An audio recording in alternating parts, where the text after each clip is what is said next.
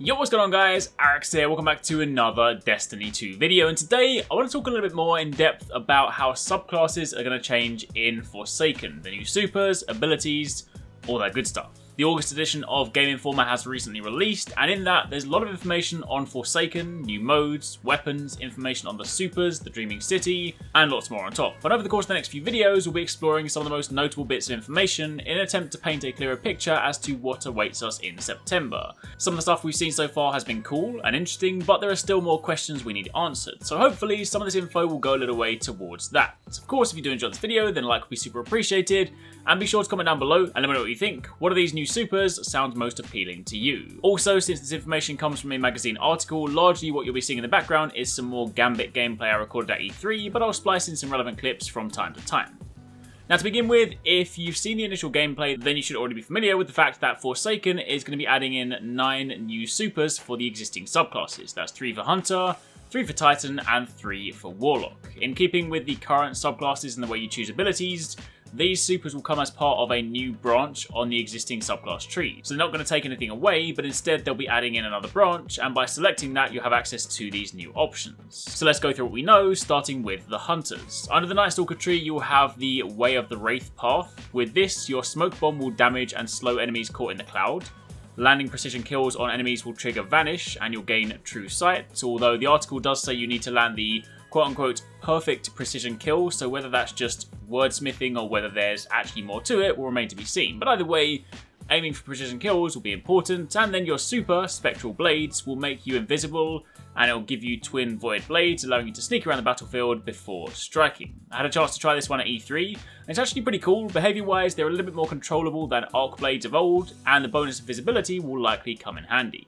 Then for the Gunslingers, you have Way of 1,000 Cuts. Your melee ability now throws out a fan of burning knives, and if you kill enemies while they're burning, this will recharge that ability, plus burning enemies recharge your dodge too. And then your super, Blade Barrage, doubles down on your knife skills, allowing you to dish out a volley of explosive kills. Again, some of these, without accompanying gameplay, you'll have to just picture these for yourself, but essentially, it's going to be an amped up version of the melee ability with explosive flaming knives. And then for the Arcstrider, Way of the Current. First up, if you slide before doing a melee attack, you can unleash a staff-powered uppercut, and any melee attacks will also increase your reload speed. All of your arc abilities electrify enemies, and if you then go on to melee them after they're electrified, it'll disorient them and recharge your abilities. And then your super, you can use it like normal if you want, so still you have the arc staff, but on top of that you have Whirlwind Guard, where you can spin the staff to block incoming projectiles and reflect them back at your target. But in doing this, you also triple the damage of the staff afterwards. So you'd ideally go in, block and reflect some projectiles, and then you will go in for damage. So that's the Hunter. Perhaps not as drastic a change when compared to the other classes, but still some cool options. Moving on from there to the Titan, first up for the Sentinel, you have Code of the Commander. In this path, melee attacks cause explosions, but all Void ability damage also attaches a Void detonator, and any follow-up damage will cause that to go off and attach detonators to any enemies caught in the explosion. Your grenade energy also partially recharges for you and nearby allies when a detonator triggers. And your super is Banner Shield. You can still use it offensively like the normal Sentinel Shield, but now holding guard will create a barrier that absorbs enemy attacks, but also allows your allies' attacks to pass through, which could make this a good option for boss damage rotations. Some breakers have Code of the Devastator. With this, you can throw your hammer with the melee button, but it physically remains in the world. If you retrieve it, you fully recharge your melee ability and trigger health regen.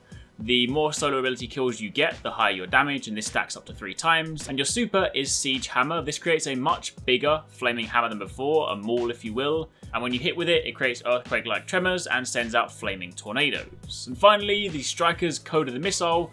While airborne, you can press melee to slam into the ground like a mini Fist of Havoc, and this also generates super energy. If you pick up ammo while sliding, you automatically reload your equipped weapon and increase weapon damage for a short time. And your super, Thunder Crash, this will send you hurtling great distances like a missile, and you can control the trajectory before you land, down like a meteor.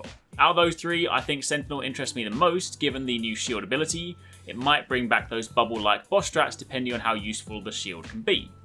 Then finally, the Warlocks. Voidwalkers have the attunement of Fission. With this, you gain a new Atomic Breach melee ability that creates a void explosion at range, and while holding down the grenade button, you create a short-range area explosion supernova. On top of that, any void ability kills will now heal you and grant you ability energy, and your super, Nova Warp, empowers you with transdimensional hopping abilities, so you can repeatedly teleport short distances, and then finish that up by erupting in a burst of energy. Now for the Stormcaller, you have the attunement of Control.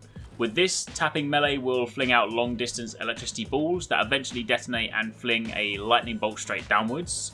Arc kills will also have a chance of creating ionic traces, a spark of raw arc energy that travels across the ground back towards you, and you can collect these to recharge your abilities. And you then have the Chaos Reach, which fires a long-range beam of focused arc energy, but you can also deactivate it early to save energy. It's basically a Kamehameha. Then finally, Dawnblade's Attunement of Grace. Melee attacks will burn enemies and empower allies. You can transform your grenade into a blessing by holding down the button, and this creates a projectile that can heal allies, and also drops overshield orbs that can be retrieved. And your super, Well of Radiance, slams your sword into the ground, creating a wide radius aura that heals and empowers all that stand in it. And any ability that does heal or empower will also regen your non-super abilities. So this time, not only do you have a means to buff your teammates through your wells, you also have a dedicated move for healing on top, which is pretty sweet. So of course, only time will tell how useful these all end up being, but at least to begin with, that's a look at how the 9 new supers and subclass paths will mix things up a little bit. If you have any more questions, again, let me know in the comments down below. And now you've heard more, tell me what you think. Do any of these excite you? Would you have preferred something else? Sound out down below. Also keep it locked because I'll have more coverage coming your way over the coming days and weeks. But until then, thank you very much for watching, take it easy, catch you next time, peace out.